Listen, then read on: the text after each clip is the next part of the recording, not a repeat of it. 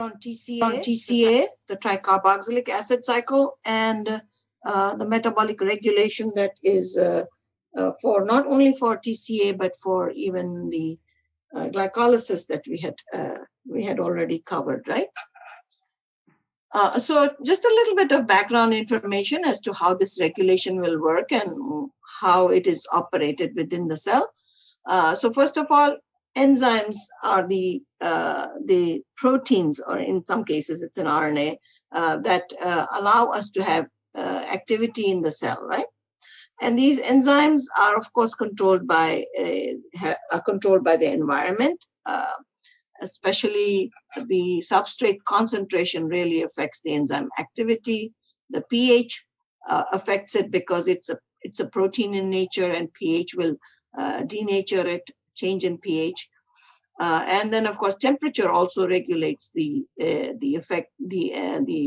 activity of enzyme, because again, being protein in nature, most of these enzymes will be denatured by opening up the foldings, the tertiary and the quaternary structures will be disrupted, and the enzyme will open up, and therefore its activity may be lost.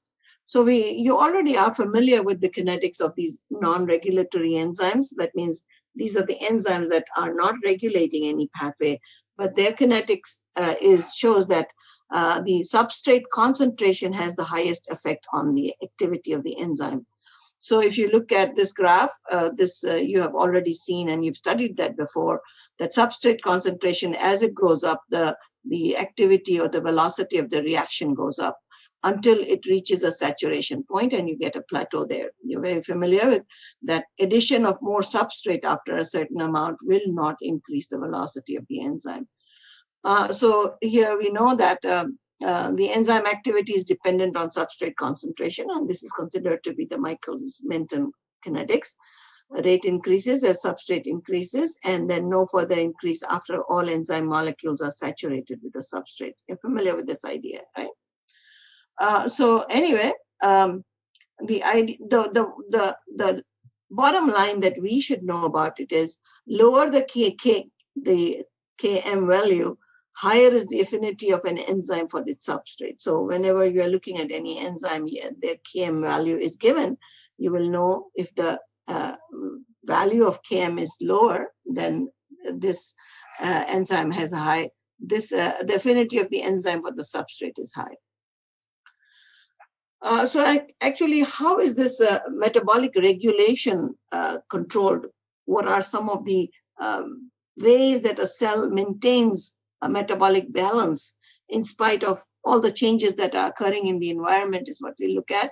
So there are three major mechanisms that are generally used in different biological systems as to how to control their metabolic activity by changing or substituting the enzymes or so. Okay, so the first one is, of course, is the broad one, which is a metabolic channeling, and this is more important in eukaryotic cells rather than prokaryotic, because eukaryotic cells do have compartmentalization. That means they have different areas where the enzyme is kept away from the substrate, and therefore metabolic channeling becomes more important as a mechanism in eukaryotic cell. In bacteria, metabolic channeling is not as significant. It could be possible for gram-negative bacteria because they do have the periplasmic space where they could keep the enzyme there and substrate away from it. So metabolic channeling may be present in gram-negative, but it is not as important in gram-positive bacteria. The two common ways that prokaryotic cells use is they regulate the amount of production of certain enzyme at the transcription or at the translational level. Both of them are used in a lot of bacteria: transcriptional control and translational control. Now, this kind of a control is very slow, but it saves energy and raw material. So that it means that enzyme may not be produced during. That means the transcription may be stopped or the translation may be stopped. So definitely it will save energy and raw material if the cell is not going through transcription and translation. But a much quicker method of control is applied post-translationally, where the enzyme is already there, present, it has already been synthesized, but now changes in the chemical structure of the enzyme will either make it active or inactive. Okay, so let's look at these three mechanisms of control. Metabolic channeling, as I said, you separate the enzyme from the substrate. That means they are in different areas of the cell, or they're compartmentalized in different organelles or so. And therefore, you can control the activity of that enzyme and only allow the enzyme and substrate to come in contact when the cell needs that reaction for either energy production or any of the products that it makes, right?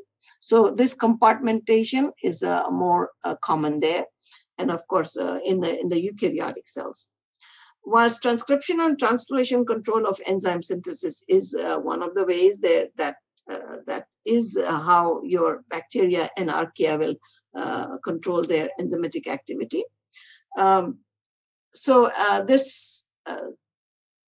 The mechanism controls the amount of enzyme that is synthesized. This regulation, of course, will be slower and saves the cell considerable energy and raw material, as I already said.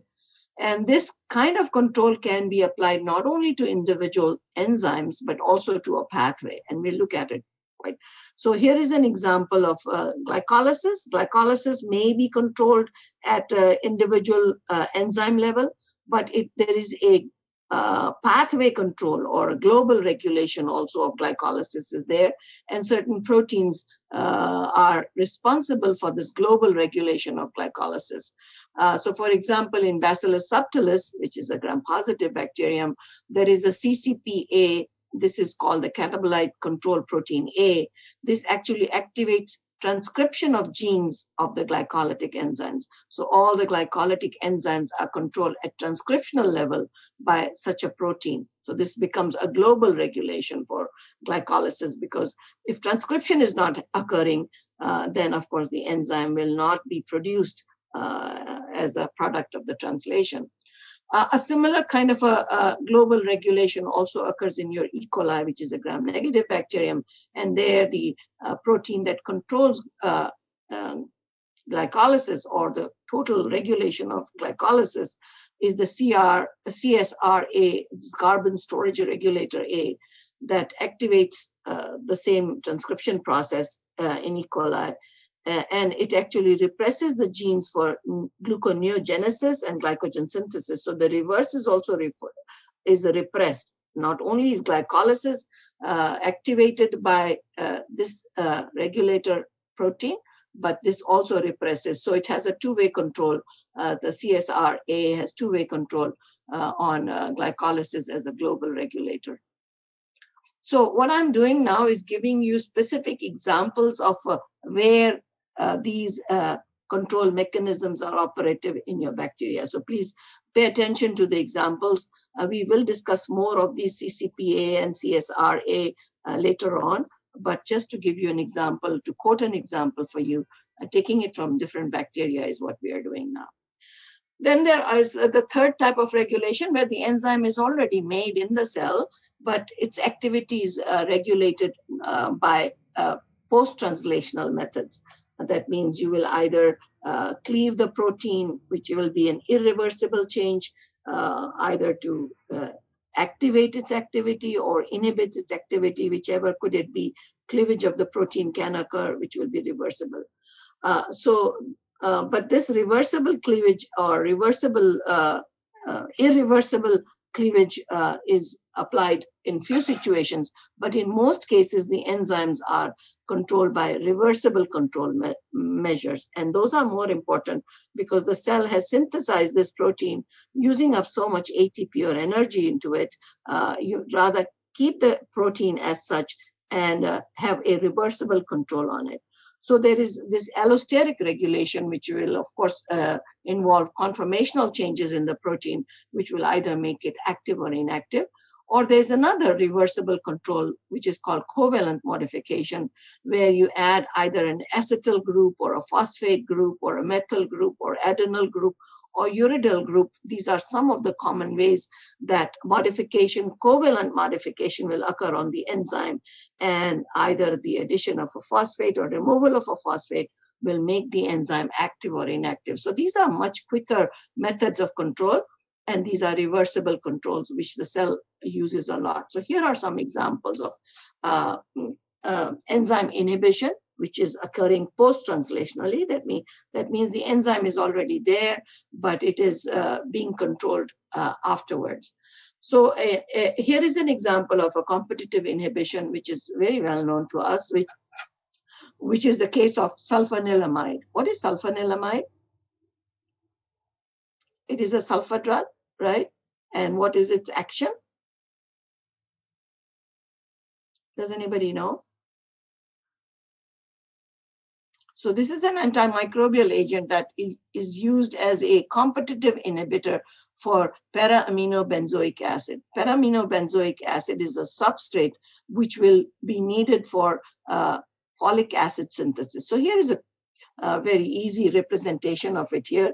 Here is the enzyme where the active site is there, and to the active site, your para-aminobenzoic acid has to bind here, right? So the para-aminobenzoic acid binds here, but sulfur group, or the sulfur drug, or sulfonylamide, has a similar structure. If you look at the structure of PABA, which is a substrate for this enzyme, and here's the structure of sulfonylamide, you can see they are quite similar. There is some structural differences, but the similarity is being emphasized here, so that this can act as would block the active site of the enzyme.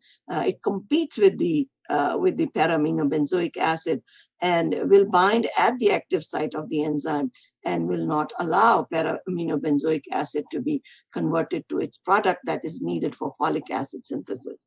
So as such, this is competitive inhibition that we are showing, which is very common in terms of in some of the enzymes in the cell. So another example, which is not a example of a antimicrobial agent, is succinate dehydrogenase. Succinate dehydrogenase is inhibited by a competitive inhibitor, which is malonic acid. And this is a structural analog for succinate. So definitely succinate and malonic acid have similar structure, so that malonic acid will act as a competitive inhibitor for this succinate dehydrogenase enzyme, where the succinate is supposed to bind on it, but the malonic acid will bind on it and inactivate, or will be a competitive inhibitor for the conversion of succinate. Okay. Any questions on this figure, or to understand what competitive inhibition is all about? So there is non-competitive inhibition also. That means there is a binding of an extra molecule on the enzyme, but it is not binding at the active site. Okay, so some enzymes have at the catalytic site, or the active site as we call it, where the substrate is supposed to bind, but it also has a regulatory site where the regulatory molecule, which we will call as an effector or a modulator, can bind.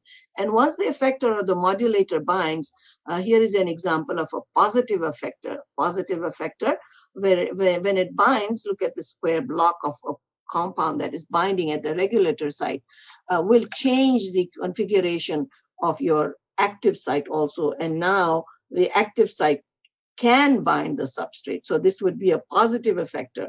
So the action of this extra compound, which is the allosteric regulation mechanism, when it binds, it allows the active site to become capable of binding to the substrate here. So this is a positive effector, where so as such, changes in the enzyme shape, so it becomes less active or more active. Usually heavy metals are considered to be negative effectors. Wherever they bind on this site, they will change the active site so that the substrate will not be able to bind on it. So a negative effector is mercury is to be taken an example. So here is another example in your reactions that you would see. This is glutamine being converted to aspartate using the the pathway of carbamoyl phosphate being added to it. So this carbamoyl phosphate synthetase is the enzyme that is here. And as the pathway continues using the aspartate carbamoyl transferase, it converts it into carbamoyl aspartate, and then through a few steps will be making uridine monophosphate, which is a controlling compound for a lot of pathways. You will see UMP coming up again and again. So this UMP eventually will be converted to CTP, which is the cytidine triphosphate. And this has a negative effect on your aspartate carbamoyl transferase. This is the negative modulator, as you would call, and ATP is the positive regulator. And in this case, your UMP is a negative regulator for this enzyme. So a lot of pathways will be controlled by allosteric regulations, and this aspartate carbamoyl transferase, as we are talking about, this enzyme here, this is found in E. coli. We call it the actase enzyme, and this actually is needed for pyrimidine synthesis. You can see that pyrimidines are being synthesized. So this is the controlling enzyme, the enzyme that is controlled by CTP. That means if there is too much CTP in the cell, this CTP will have a negative effect on this step in the pathway, whilst ATP, of course, will have the positive effect on it. So looking at any of the reactions or the pathways, you will be coming across either allosteric regulations, which will be using different modulators as a positive regulator or a negative regulator. Here is the covalent modification example, where covalently you can add some groups to your enzyme, and that enzyme will become more active or less active. So here is a good example. Glutamine synthetase is an enzyme that is needed in nitrogen assimilation. This enzyme is composed of 12 subunits, and these 12 subunits have the capability of being adenylated. That means adenyl groups can be added to each one of these subunits. So this is the enzyme with the 12 subunits, and you take 12 ATPs and add adenyl groups to these 12 subunits. Now you will see that without the adenylation, the enzyme had high activity, but as you keep adding these adenyl groups to it, its activity will become lower and lower. So actually, this is like a regulator where you can apply control to see how much activity you need from this enzyme at that time in that cell. So it is like your dimmer in your room to dim your light. It's the same idea that more adenylation will create this enzyme to become less and less active, because that activity is not needed at that time. So definitely, this is a very cute, I would say, a very fine control on how the enzyme, where it is covalent modification is occurring, which is of course reversible again. It can go back also. So your activity can be increased as you will remove the adenyl groups or so. So covalent modifications are important. So here is quite a few examples of these covalent modifications of bacterial enzymes and other proteins that are part of your metabolic processes. So here is your glutamine synthetase, which is an enzyme found in E. coli and lots of other bacteria also. And its modification is done by adenylation.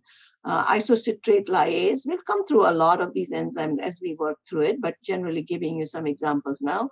Isocitrate Lyase is found in E. coli and others, and this enzyme is activated or deactivated by phosphorylation, covalent addition of phosphate. Isocitrate Dehydrogenase, found in E. coli and others, of course, again, modified by phosphorylation. Chemotaxis proteins, very important in E. coli and others, where methylation will control whether chemotaxis will occur or not. The proteins that are needed for chemotaxis will be methylated or demethylated to be able to. Other ones also, citrate lyase, you'll come across that very soon in the next step or so. And in this bacterium, Rhodus pseudomonas, it is modified by acetylation. And here is your histidine protein kinase, found in many bacteria, again, modified by phosphorylation. So definitely you can see different covalent addition on the enzyme will either make it more active or less active. Now we talk about pathway controls, not at individual enzyme level, but as a control of the pathway directly, all of it. So feedback inhibition is one of the methods which is used in a lot of pathways, where the end product inhibits the first enzyme of the pathway. So definitely end product inhibition is also, it's also called end product inhibition or feedback inhibition. Now, it ensures that a balanced production of a pathway end product occurs, because if there is too much of the product already in the cell needs to stop the pathway right at the first enzyme. So this is definitely usually applied to the pacemaker enzyme, as we call it, and this usually is kind of one of the earliest of the enzymes in the pathway, which will be stopped. Okay, so this pacemaker enzyme is usually the first step in the pathway in the pacemaker reaction. Okay, and let's see, this feedback inhibition can also be applied when there is a divergent pathway. We call this a divergent pathway, where the substrate A is going through a few steps coming up to E, and then from E, two different enzymes will act on it and produce two different products for us. End product P and end product Q will be produced. So here in this case, the feedback inhibition will be not only on the divergent step here, but also can be applied to the first step in the divergent pathway, which is up here.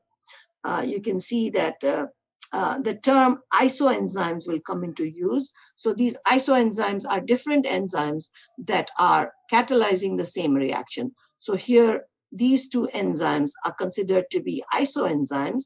They act on the same substrate and produce the same product, but because for the control mechanism to be applied so that this product is not created, it will apply a negative control on this enzyme here and again on this enzyme. So if this product is not needed and only this product is required, then this negative control will work on two steps. The first step in the pathway, and the second will be applied at the divergent enzyme, the enzyme that is going to be taking it towards this product. So isoenzymes is what we will think about. Once in a while in some of these pathways, we will come across isoenzymes, which will be controlled by feedback inhibition. So as such, if we think about, we've talked about the Embden-Meyerhof pathway, EMP pathway. Remember, the enzyme, the most important enzyme there was phosphofructokinase, PFK. Do you recall that? Now, this enzyme is controlled by allosteric regulation. Again, allosteric regulation means a positive control or a negative control will bind or regulate it into a more effective pathway or faster pathway, or it will stop the pathway. So in bacteria, this fructokinase, PFK, is regulated by ADP and GDP. These two small molecules activate a PFK enzyme, whilst the PEP will repress it. Whilst in the yeast, and we talked about it, that different bacteria will have different microorganisms will have different controls. So in bacteria, these are the ones that are needed. Generally, the idea is it is activated when cells need more ATP. This PFK is activated when cells need the ATP, and it needs the biosynthetic precursors because quite a few precursors are created during the EMP pathway. Whilst your other enzyme, which could be controlled by feed-forward activation. So feed-forward activation is a different mechanism. It's also called precursor activation, where it involves the activation of the last enzyme of the pathway by the substrate of the first enzyme. And this is your other enzyme, the Embden-Meyerhof pathway, which is your pyruvate kinase. The PK enzyme is actually controlled by precursor activation because it's one of the last enzyme in the pathway. So this activation of the last enzyme occurs because of the substrate of the first enzyme in the same pathway, which would be fructose 1,6-diphosphate. So if you look at this picture, this figure that we've shown you before, here are your two major enzymes. One of them is your PFK over here. Here is your second enzyme called the PK enzyme. So PFK is regulated by feedback inhibition, whilst your PK enzyme is regulated by feed-forward activation. Okay, so feed-forward activation is applied here, whilst the feedback inhibition is applied here. And here are its negative regulator and a positive regulator. And here, of course, you can see this is again a positive regulator. This is a feed-forward activation of this enzyme.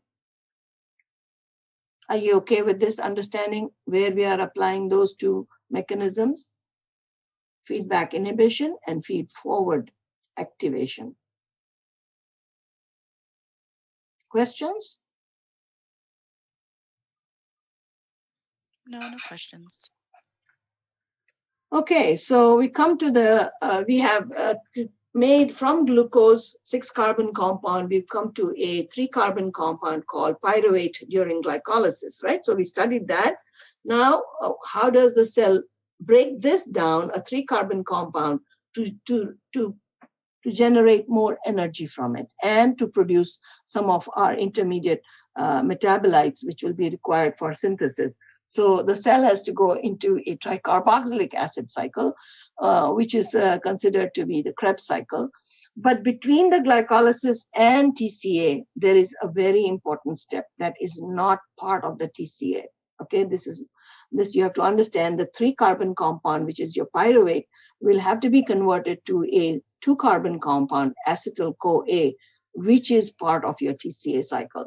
So that step between the pyruvate and the acetyl-CoA is something that we will describe first. But anyway, the TCA cycle, of course, is common in aerobic bacteria, in free-living protozoa, most algae, and even in the fungi, this TCA is going to operate. And of course, the major role for the TCA cycle is to produce those carbon skeletons for biosynthesis. And you will see how many carbon skeletons do come out of the TCA cycle.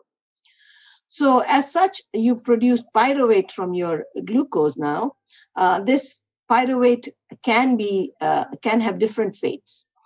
For example, pyruvate in itself is a precursor for biosynthesis for some of those compounds, amino acids and so on. So it can be used away as for the biosynthetic mechanism, or it can be completely oxidized to carbon dioxide under aerobic conditions. And this will require oxidative decarboxylation of pyruvate first and then go into the TCA. Or in under anaerobic or fermentative conditions, this pyruvate can be converted to acids and alcohols. So this may also be another fate of pyruvate. So we are showing you 3 different fates of pyruvate.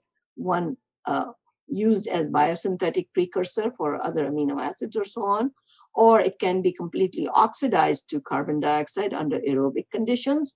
And finally, the methods with the fermentative bacteria would use it and convert the pyruvate to acids and alcohols. So we come to this very important step, which we call oxidative decarboxylation of pyruvate. Now, this is the connecting step between glycolysis and TCA. Okay, and this is not just one-step reaction. Actually, it is in itself a short metabolic pathway. It's not a single reaction, and the enzymes the enzyme that is given in this kind of a very simple one-step reaction here, pyruvate and acetyl coenzyme A and NAD will convert it into acetyl-CoA, NAD, and of course you'll be releasing 1 carbon dioxide. So the enzyme here is a huge enzyme complex, which is you would say it is 1.7 times the size of a ribosome in E. coli. So this enzyme complex is a large complex, even bigger than your ribosomes in E. coli. And this complex, as we call it, is the pyruvate dehydrogenase enzyme complex. It's not one enzyme, it is a complex that has 24 molecules of pyruvate dehydrogenase. We will call it enzyme 1. 24 molecules of dihydrolipoic acetyltransferase, which is your enzyme 2, And there will be 12 molecules of dihydrolipoid dehydrogenase, which is your enzyme 3. And each of these, at least the 2 of these enzymes have their coenzyme or cofactors that are needed with those enzymes. So think of it, this large complex pyruvate dehydrogenase enzyme is a large complex consisting of those many molecules of different enzymes put together with their coenzymes also. Now realize that this is an irreversible reaction. So pyruvate, when it commits itself to go into this step, it cannot go back. Okay, so this is a commitment step, as I call it, oxidative decarboxylation of pyruvate. Decarboxylation tells you that one of the carbon will be removed. So it is an oxidative decarboxylation of pyruvate. And this, of course, again, is a very important step. So it is controlled also by its substrate products and adenylate energy charge also in the cell as to whether the cell needs energy or not. So the adenylate energy charge will be also one of its controlling elements there. As such, if you look at it, PEP and AMP will activate this enzyme complex, whilst the acetyl-CoA, NADH, and ATP will repress it. So you look at the reaction and you will understand why these have a negative effect and why these have a positive effect. Now, to get you warmed up into this topic of decarboxylation, oxidative decarboxylation, there is another complex which we will come across in the Tca cycle, which will be just comparatively the same. And this enzyme complex is the 2-keto-glutarate dehydrogenase complex, which we will be talking about very soon as the enzyme number 4 in the Tca cycle. So just remember, these two are definitely very similar in their structure as big dehydrogenase complexes, which will regulate this pathway to begin it, and in the middle, it will also be a very controlling enzyme there. So let's talk about just the oxidative decarboxylation of pyruvate, first of all, using this pyruvate dehydrogenase complex. As we said, that there are 3 enzymes in this complex. These are shown in this cute little clip for you. Enzyme 1, enzyme 2, and enzyme 3. And you're starting with the 3-carbon compound, which is your pyruvate, and it's being decarboxylated. So 1 carbon dioxide is being released, and this enzyme 1 is responsible for this reaction. And then, of course, addition of your coenzyme A is coenzyme A is being added by your enzyme 2. And then, of course, some dehydrogenation reactions are occurring using the enzyme 3. So these 3 enzymes in this complex will take care of this pathway, as I call it. It's not a single step, but it is a pathway for us where these 3 enzymes will be operative, and the end product, of course, will be acetyl-CoA plus carbon dioxide. So this is kind of a summary of it. This is how we usually write it, from pyruvate to acetyl-CoA, looking like it's one-step process, but we know that it is 3 of the enzymes that are involved in this one-step process, which is shown very simply here. And you can see their regulators also as their negative regulators and their positive regulators. In this case, you're adding the coenzyme A into it and taking away some electrons from the pyruvate, and are being loaded onto your electron carrier NAD here. Here is a little more, reaction ways as to how enzyme 1, enzyme 2, and enzyme 3, how do they work just in your structural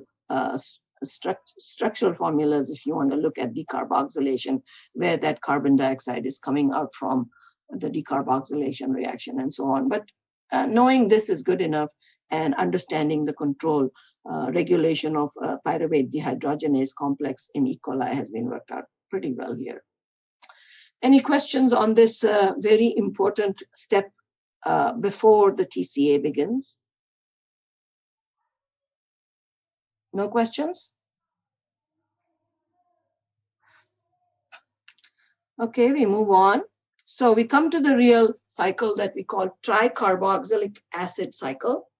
Tricarboxylic acid cycle is also sometimes referred to as Krebs cycle. TCA or Krebs cycle is the same thing. So in this, what is going to happen is we're going to be oxidizing the acetyl-CoA, which was produced from this short step that we talked about just now.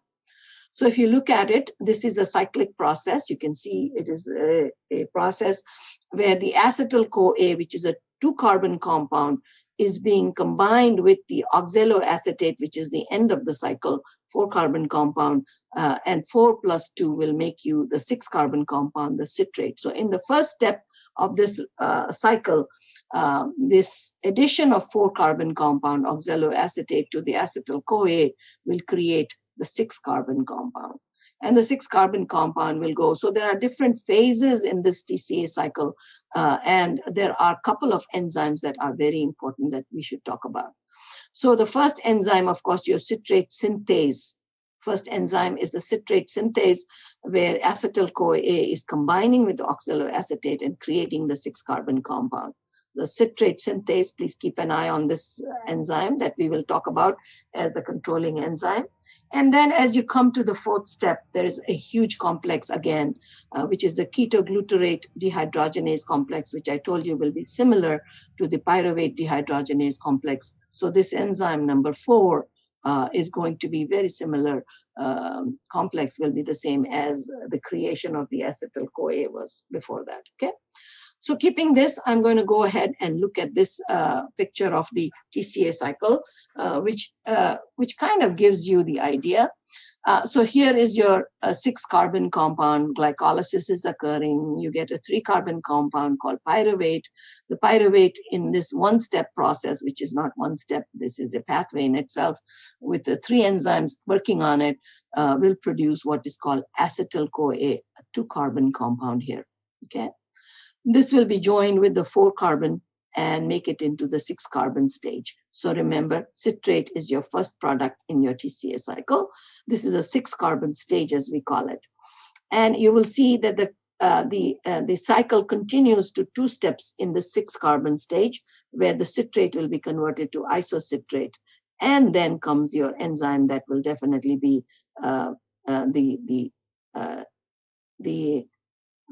glutarate dehydrogenase complex, as we call it here, will be taking away 1 carbon dioxide. Okay, so decarboxylation is occurring. That means you've come to the 5-carbon stage now.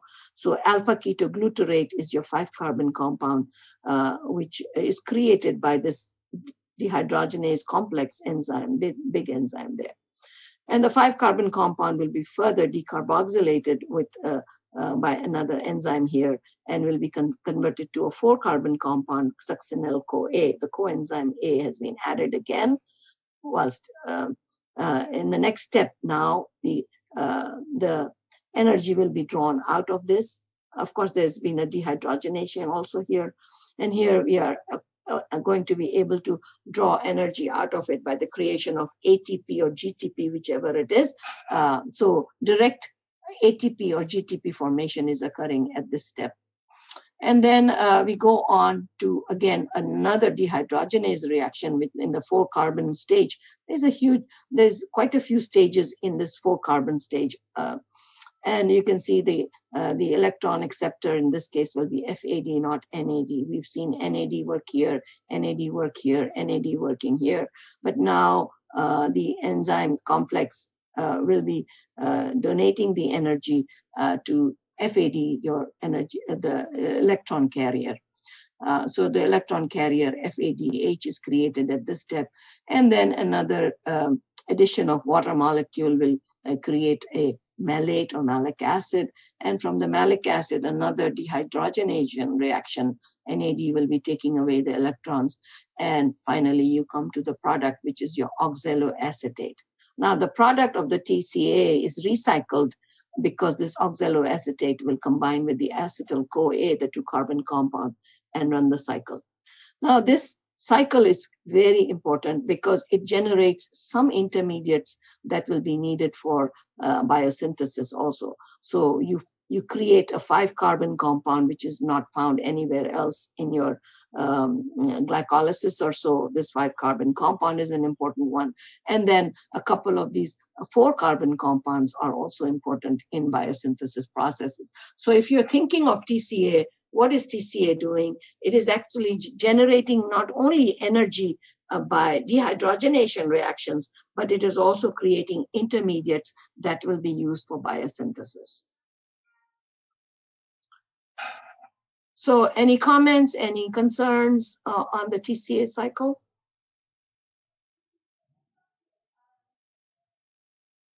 You've already studied it before, so it should just kind of be a review for you. So as such, TCA cycle can be summarized in a one statement also, as to say that 2-carbon compound is eventually going to produce 2-carbon dioxide. That means it's completely broken down, and in the process, as all the dehydrogenation reactions, the electrons have been transferred to electron carriers, and also there is a direct synthesis of ATP during that process also. So as such, TCA is also considered to be an amphibolic pathway because it actually provides a lot of precursors for biosynthesis. That's why it is considered to be an anabolic pathway also. And also it serves anabolic needs by producing ATP. So production of ATP is also considered to be useful in future anabolic needs. So definitely we see TCA also as an amphibolic pathway. Not only is it breaking down the acetyl-CoA, but it is actually producing precursors for biosynthesis. So this is considered to be an amphibolic pathway. Now, there's quite a few regulations that are applied on the TCA cycle at different stages. So generally, it is regulated by the energy status and the availability of biosynthetic precursors. If the energy status is low, TCA will run. If more biosynthesis is occurring in the cell, of course, the TCA will also be running quite a bit. Now, important thing to look at it is, since this is a, as we call it, an oxidative process, and oxygen is going to be required. Oxygen acts as a transcriptional control generally on the TCA cycle. So oxygen is needed because all the electron carriers that are created, the NAD, the FAD, NADP, whatever it is, all of these will require oxygen to go into the electron transport chain and eventually produce ATP, and the presence of oxygen becomes critical in it. So there is a transcriptional control on this TCA cycle by oxygen. Now, there are other controls on this pathway also. In gram-negative bacteria, the regulatory protein, we will talk about it very soon, FNR and the ARC. ARC and FNR are those very important ones where we will talk about.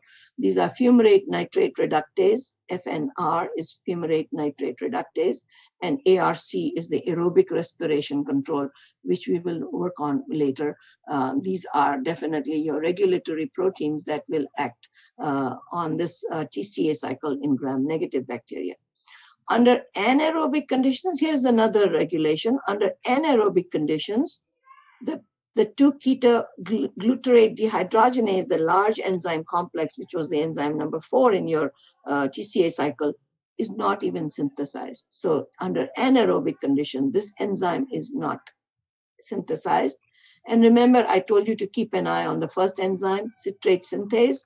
The citrate synthase is an irreversible step, and this is again regulated by, on this enzyme itself, is regulated by the accumulation of NADH, ATP, and 2-glutarate. NADH is the positive influence, ATP and 2-ketoglutarate represses it. So definitely, if you look at these enzymes, where we had those two enzymes, citrate synthase and 2-ketoglutarate dehydrogenase complex are two of the control enzymes which are controlled and will affect the rate of this TCA. As such, TCAs, as I said, are also controlled by oxygen, also at a transcription level. Moving on.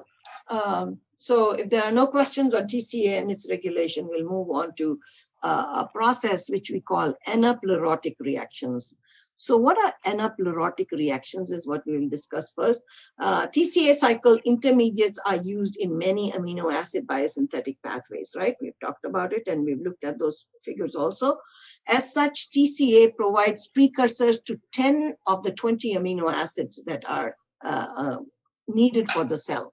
So there are 20 amino acids, we know total, of which 10 of those amino acids require the precursors such as 2-ketoglutarate, which is a 5-carbon, succinyl-CoA, which is the 4-carbon, and oxaloacetate, which is the 2-carbon. So all these 5, 4, and 2-carbon intermediates in your TCA actually are the precursors for 10 of the total amino acids that are in the biological system. So as such, you can see that oxaloacetate plays a very important role. If it is being drawn into going, oxaloacetate is going into this TCA cycle, or it is being used for more biosynthesis, definitely you will see that you need more and more of this oxaloacetate to be present in the cell. So replenishment of oxaloacetate is provided by what we call anaplerotic reaction. So you are adding more oxaloacetate into the system by some special mechanisms we call anaplerotic reactions. So there are 2 anaplerotic reactions that we will look at. Tca cycle could run effectively when the cells are in active biosynthetic processes. That means they are actively synthesizing amino acids. There is a great toll on this we call the oxaloacetate. So replenishment of oxaloacetate by anaplerotic reactions is going to be important. And there are two reactions that will increase the production of oxaloacetate. One is carbon dioxide fixation, the anaplerotic carbon dioxide fixation, or by glyoxalate cycle. So we'll look at both of these, how this oxaloacetate is replenished by these 2 systems. So if you look at it, this is the anaplerotic carbon dioxide fixation in bacteria that are growing on carbohydrates. So if you're growing your bacteria on carbohydrates, they will show these 2 anaplerotic reactions where PEP, because you're feeding them glucose, carbohydrates, PEP is in large amount. So instead of going through this 3-step process, PEP can take up carbon dioxide directly and produce oxaloacetate. So this is a shortened extra path to create more oxaloacetate. Whilst there's another carbon dioxide fixation process that can occur, a carbon dioxide where pyruvate will be adding carbon dioxide to it, and you will be producing this oxaloacetate. So as such, PEP carboxylase enzyme will be used in the first reaction where the PEP will be converted directly to oxaloacetate, and pyruvate carboxylase, which is present in Pseudomonas aeruginosa, will be the anaplerotic reaction in this bacterium. So this anaplerotic reaction has been seen in E. coli, whilst this anaplerotic reaction is seen in Pseudomonas aeruginosa. So definitely, just to understand what anaplerotic reaction, and you can see by the arrows that are how dense they are, it's telling you the anaplerotic reaction has increased the amount of oxaloacetate, which is being used up for aspartate synthesis for amino acid synthesis, is being replenished because of these short steps in different bacteria, and you're increasing the amount of oxaloacetate so it can still produce energy for the system as well as being taken away for anabolic processes. Do you understand the importance of anaplerotic carbon dioxide fixation in bacteria? Yes. Yes, good. So here is your regulation being shown one more time. You can see that the anaplerotic reaction, phosphoenol pyruvate being converted to oxaloacetate. This enzyme also is controlled positively and negatively. Positive influence would be acetyl-CoA, whilst the negative influence will be aspartate, right? So you can see how this is working in terms of regulation of this anaplerotic reaction in E. coli. If you look at it, now we're kind of building this network for you. as to where everything is and how these major carbohydrate pathways, such as your glycolysis, your intermediate step, and your TCA cycle, how are they interconnected in their regulations also. So the relationship is being shown here. This is just kind of a summary of what we've just discussed in this chapter and the previous chapter. Glucose going through all this to pyruvate, pyruvate going to acetyl-CoA, acetyl-CoA going into a cyclic pathway, and all the products from each of these, how each one of these. Now here is another one that is shown, which occurs in your gram-negative and soil bacteria, which is the ED pathway. Entner-Diodorf pathway is occurring here, and so some of it being also controlling or going into the main pathway. The ED pathway starts here, but it goes here. And of course, you're also showing the PPP pathway, which is the hexose monophosphate shunt. So connection between the different carbohydrate pathways are being shown here. Now we go to the other glyoxalate cycle, which is considered to be also an anaplerotic reaction. Remember, I said there are two anaplerotic reactions here. One was the carbon dioxide fixation, which we showed you. Now the glyoxalate cycle is also considered to be an anaplerotic reaction because it is going to go ahead and give us more oxaloacetate. Okay.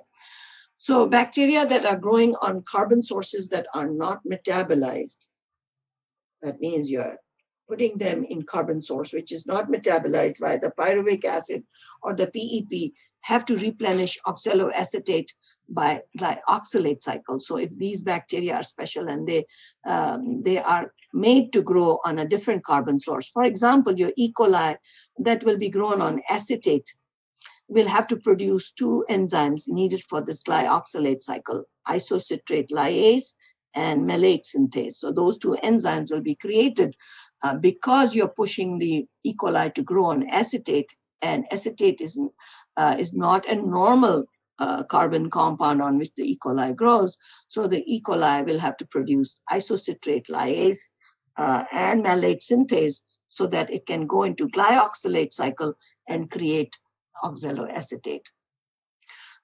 So they need even more oxaloacetate to produce PEP for gluconeogenesis. So that means since it is not, we are not providing glucose to it, the demand on oxaloacetate will be so much more, not only to produce itself, but also to go back to produce glucose for the cell also. So the reversal, the gluconeogenesis will also require your oxaloacetate, okay? So accumulation of acetyl-CoA in the cell triggers the transcription of these two enzymes. These two enzymes that are critical for the glyoxalate cycle are triggered at the transcriptional level by the accumulation of acetyl-CoA. So acetyl-CoA is now the trigger for these two enzymes to be produced so that, transcribed so that they can continue with the glyoxalate cycle. So the cycle begins with two acetyl-CoA molecules and needs one more to complete the cycle. And of course, the enzyme at the branch point are isocitrate dehydrogenase, which is your normal pathway, whilst isocitrate lyase will be the new one, which will be competing against each other. So let's look at it, what I'm talking about in a minute. So here is your glyoxalate cycle, where the two acetyl-CoA come together with a oxaloacetate coming from your cycle, normal cycle. So this is 3 oxaloacetates plus 2 acetyl-CoA, and that is going to make 2 citrates for us. So your cycle is running very differently now. Instead of 1 acetyl-CoA going into this reaction, we are adding 2 acetyl-CoA and oxaloacetate coming through this cycle here. 2 isocitrate. Now, this isocitrate can also there is competition. There are 2 enzymes that will be working on it, either to have a short passage directly from isocitrate to succinyl-CoA and bypass the ketoglutarate step. And this is considered to be the step where you can, remember when I said in the previous one, the ketoglutarate is not even synthesized under anaerobic conditions also. So definitely this has to be bypassed here. There is no the enzyme here. And then the glyoxalate will be created by this enzyme Isocitrate Lyase. So the alternate pathway comes into use. Glyoxalate will be created. And then malate synthase will be needed because these are the two special enzymes for the glyoxalate cycle. And they will again bypass this path and make it into malate. So these two bypasses actually are part of your glyoxalate cycle. And this will, if you look at it, you are increasing the amount of oxaloacetate to be created. So if you're looking at a glyoxalate cycle is actually for replenishment of oxaloacetate and bypassing some of the steps in your regular Tca cycle. And the two new enzymes that it will need is isocitrate lyase, and it will need malate synthase. If you look at it again, these are the two special enzymes together with some of your Tca enzyme cycles will create your glyoxalate cycle. So here is a much easier view if you want to look at it. It is considered to be an anaplerotic reaction because it is going to create more oxaloacetate. And this is also sometimes labeled as a modified Tca cycle. So if you come across the word modified Tca cycle, you're actually talking about glyoxalate cycle. So here is the bypasses being shown here. Your isocitrate lyase is being created, and your new enzyme, isocitrate lyase, will convert it to glyoxalate. And your malate synthase will be making it into malate. So this is the bypass for glyoxalate, and you're creating oxaloacetate more and more. So replenishing of oxaloacetate again is an anaplerotic reaction. So glyoxalate cycle is considered to be an anaplerotic reaction because it's bypassing some of the regular Tca cycle, and it is going into a shorter path with two extra enzymes or special enzymes that are created only when the cell is grown on acetate. Okay, so we are not going through the normal growing it on other sugars that can go through the glycolytic pathway, but we are trying to grow our bacteria on acetate. So this bypass will be used. So as such, two enzymes, dehydrogenase and lyase, are at the branch point of Tc and the glyoxalate cycle, which is abbreviated as GC. So glyoxalate cycle versus the regular Tca, they are at this branch point. So we are looking at the branch point here, where either it goes into ketoglutarate or it goes into the glyoxalate, right? So branch point. So what is happening here? It seems like here the regulation, since the dehydrogenase has a greater affinity for the substrate than the lyase, normally the Tca will proceed. Okay, so because of the affinity of the enzyme for the substrate is greater, Tca runs normally. When the cell needs to operate the glyoxalate cycle, excess ATP is there, the dehydrogenase gets inactivated by phosphorylation. So this reversible covalent modification will occur using a kinase enzyme, and therefore your dehydrogenase, which is at the branch point here, is inactivated, and therefore the glyoxalate can continue. So there are two controls here. One is that the dehydrogenase has greater affinity for Tca to proceed in a normal way. Another control we are seeing is the dehydrogenase gets inactivated by phosphorylation, and therefore the normal Tca will not occur and the glyoxalate cycle will occur. There's even more control on this is by the Cra protein, which is a catabolite repressor and activator protein, is also involved in the glyoxalate cycle regulation in E. coli. The activity of the lyase is also inhibited by PEP, succinate, and pyruvate. So look at how many controls there are in the cell for this either running into a regular Tca cycle or going into a glyoxalate cycle. So here is a summary of it. It's kind of a cute one. I like this. This is the control of isocitrate dehydrogenase activity by kinase phosphate.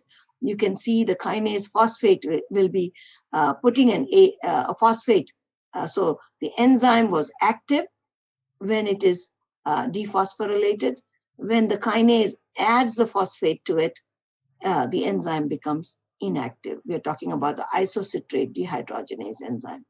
So kinase activity by this addition of phosphate will control whether it is active or inactive. And then on this enzyme also, there are other controls, negative regulators as well as positive regulators also. And of course, on this kinase phosphatase, on the phosphatase enzyme, of course, there is the regulator NADP also. So you can see that you can look at bacteria as little, little bags of enzymes, nothing much in it, but look at how fine the control is on each of these mechanisms so that the cell can adapt to a lot of different environments and capable of producing those enzymes that will bypass your regular systems that we have seen in your eukaryotic cell. So just to show you that phosphorylation is making this dehydrogenase, isocitrate dehydrogenase, active by phosphorylation. So as I said, you don't need to memorize anything, but to be able to read these figures to say what kind of controls are being applied on which enzyme. Now we come to another variation on your TCA. For example, in your fermentative cells, your TCA runs an incomplete fork. And this has to be controlled because of the anabolic needs, because there are some intermediates that will be needed for this. Therefore, the fermentative bacteria will have an incomplete TCA fork, and I'll show you just now in the next figure. So E. coli under fermentative conditions does not produce the ketoglutarate dehydrogenase, since it cannot recycle the NADH because it's under fermentative condition. It cannot recycle the NADH, and this accumulation of NADH will eventually not allow the production or the enzyme ketoglutarate dehydrogenase. So as such, in this under fermentative condition, your TCA will operate as two different forks. One will be the oxidative fork, which will produce the alpha-2-ketoglutarate, which is the normal way, but then it will run a reductive fork to synthesize your succinyl-CoA, which is also one of the intermediates that is needed for synthesis, the 4-carbon compound. This is the 5-carbon compound, this is the 4-carbon compound from your TCA. So let's look at it as to how a oxidative fork and a reductive fork both will operate. So we call it the incomplete TCA fork in this case. So you're going through your regular oxidative branch where you're going from pyruvate to acetyl-CoA to citrate to isocitrate and to ketoglutarate. Now, since the enzyme to continue is not there under fermentative condition, the TCA cycle stops here. But the problem with the cell is that it does need this succinyl-CoA for its other biosynthetic. So how will it get to this product which is needed in the cell? So the alternate path would be the reductive. So you're actually coming from PEP, from the which is created during glycolysis. Carbon dioxide is being added to make oxaloacetate, to malate, to fumarate, to succinate, and here is your succinyl-CoA that is a product of this reductive branch of TCA. You can see that this is the reversal of what we see in TCA. From here it goes this way, but since it is the reductive path, you are going to be needing these enzymes 4 through 8 that will allow the cell to make the succinyl-CoA, also a very important precursor for biosynthetic processes. So TCA being kind of curtailed at this point will allow the cell to go and produce reductive mechanism to produce the succinyl-CoA. So the important enzymes, of course, in this case will be different. You can see that since they do not have the ketoglutarate dehydrogenase that will continue this way. Therefore, the TCA, a reductive branch, will come into use here. Here is another book version of it, much simpler if you want to look at it the same way, from PEP or from Pyruvate. Remember those, what are these two, if you recall? The anaplerotic reactions, right? Phosphoenol pyruvate to oxaloacetate and pyruvate to oxaloacetate. These are your anaplerotic reactions, and you produce oxaloacetate, and then few special enzymes will be the reversal of your TCA. Actually, these enzymes are always reversible, so they are the same, and you will come to succinyl-CoA as an end product of your reductive branch of the TCA. Here is the oxidative branch of your TCA producing the alpha ketoglutarate. Coming to almost the last slide, relationship between, now I'm not putting together just glycolysis TCA, but I'm also putting anaplerotic reactions as well as the glyoxalate cycle. Everything has been put into this figure, and using even your ED pathway and the other pathway, which was the PEP, no, not the PEP, but the other pathway that produces the 5 carbon compounds and the 3 carbon compounds. So all these are now put together, and how the glyoxalate cycle connects. So if you sit with it, if you know all your pathways, you'll be able to decipher what is going on in this slide. And that is just about all I can discuss in terms of TCA and metabolic regulation. This will not be included in your exam, okay? We will only go up to glycolysis in your first exam, which will be on Tuesday. So please, this is additional information. This will be tested in the next exam. Thank you, Dr. Questions? Any questions, concerns? Did you learn something new today, or was it just a Dr. Rahma, I have one. Yeah, go ahead. I can wait unless any this PowerPoint because mine is on the paper. Excuse me? One more time, please. No, I was saying I can wait. I said I can wait unless someone has questions about the lecture. Okay, so can you wait a little bit? In the paper. Let's wait for the others to question on this this today's lecture.